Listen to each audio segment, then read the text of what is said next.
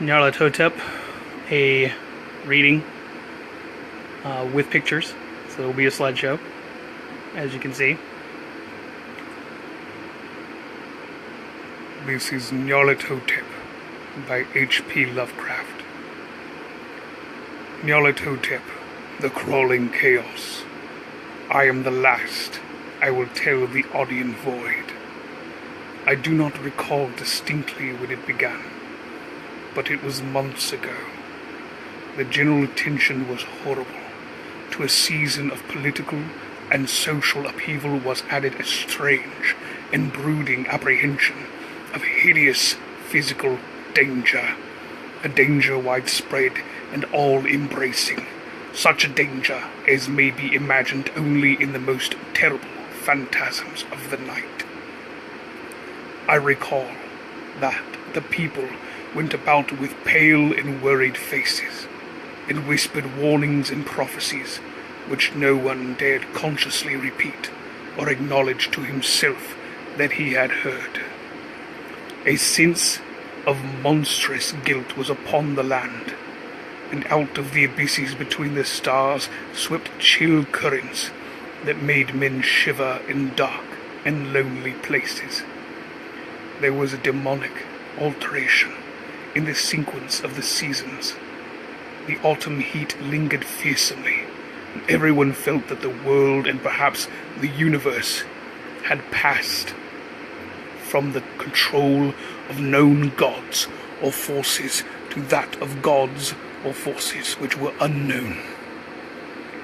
And it was then that Nyarlathotep came out of Egypt. He who was, none can tell, but he was of the old native blood, and looked like a pharaoh. The Fellahin knelt when they saw him, yet could not say why.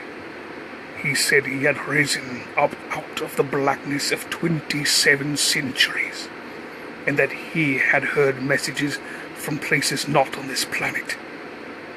Into the lands of civilization came Nyarlathotep, swarthy, slender, and sinister, always buying strange instruments of glass and metal and combining them into instruments yet stranger.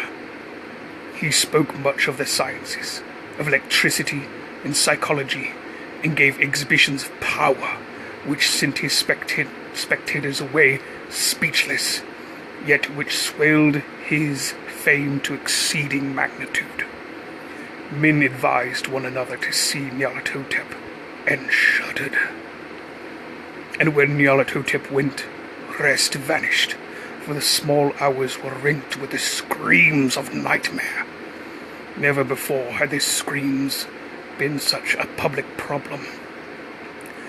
Now the wise men almost wish they could forbid sleep in the small hours, that the shrieks of cities might less horribly disturb the pale, pitying moon as it glimmered on green waters gliding under bridges, and old steeples crumbling against a sickly sky. I remembered when Nyarlathotep came to my city, the great, the old, the terrible city of unnumbered crimes. My friend had told me of him, and of the impelling fascination and allurement of his revelations, and I burned with eagerness to explore his uttermost mysteries. My friend said they were horrible and impressive beyond my most fevered imaginings. That what was thrown on a screen in the darkened room prophesied things none but Nyarlathotep dared prophesy, and that in the sputter of his sparks there was taken from men that which had never been taken before, yet which showed only in the eyes. And I'd heard, hinted abroad, that those who knew Nyarlathotep looked on sights which others saw not. It was in this hot autumn that I went through the night with the restless crowds to see Nyarlathotep. Through this stifling night and up the endless stairs into the choking room. And shadowed on a screen, I saw hooded forms amidst ruins, and yellow evil faces peering from behind fallen monuments. And I saw the world battling against blackness, against the waves of destruction from ultimate space, whirling, churning, struggling around the dimming, cooling sun. Then the sparks played amazingly around the heads of the spectators, and hair stood up on end, whilst the shadows played, more grotesque than I can tell, came out and squatted on the heads. And when I, who was colder than more scientific than the rest, mumbled a trembling protest about imposture and static electricity, Nyarlathotep drave us all out, down the dizzying stairs into the damp, hot, deserted night streets. I screamed aloud that I was not afraid, that I never could be afraid, and others screamed with me for solace.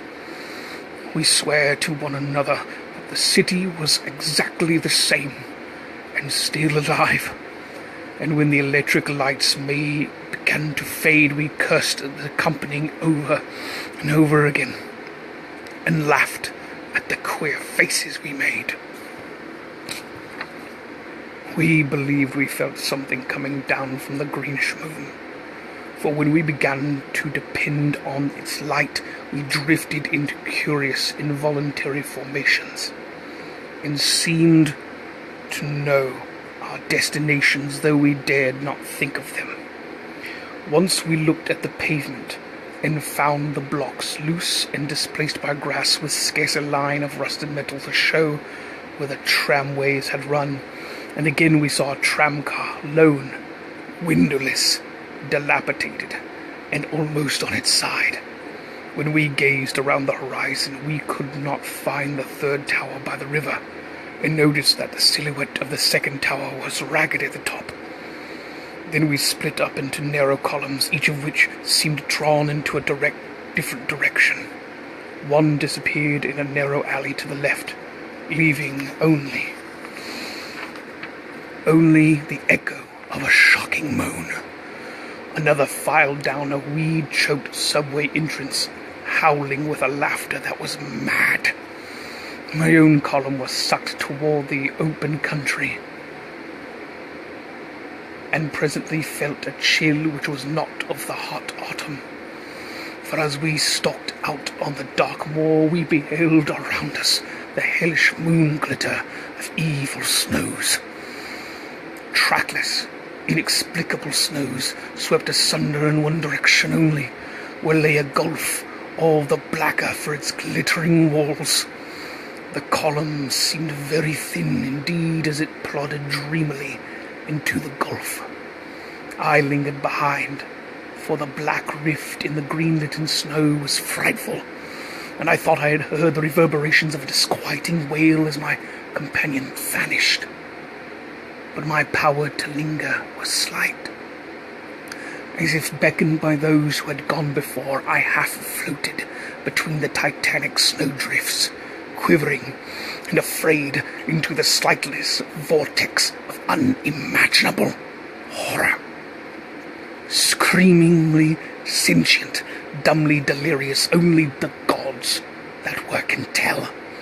A sickened, sensitive shadow writhing in hands that had not hands, and whirled behind thee, past ghastly midnights of rotting creation.